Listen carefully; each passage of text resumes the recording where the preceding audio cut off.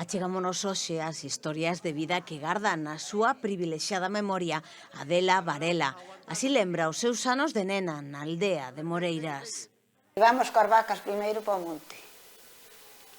E pois íbamos cos zocos, que non había outro calzado. Viñamos meteámos as vacas e como tiñamos aí no pueblo, xa íbamos para ali para a escuela. Tuvemos 3 maestros ali. Un mallaba, un petaba moito. Meu irmán Padre Cáceres tiña a chaqueta que eran de pana, tiña por aquí as varadas, os paus marcados. A mí non me petaba, pero a meu irmán petaba e aos homes. E depois había que ir coas vacas, e había que axudar por erva aos prados. E así. Pero non era a vida que levamos agora.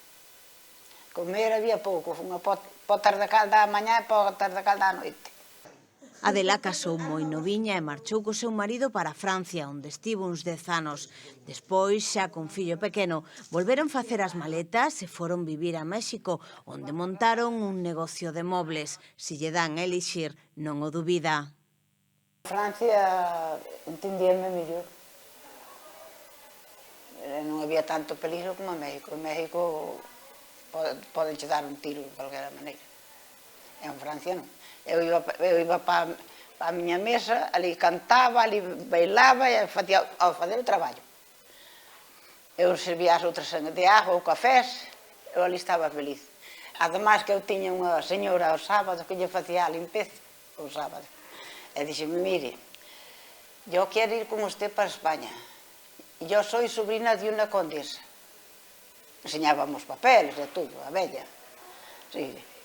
E dixo, e se vou con usted, le doi todo.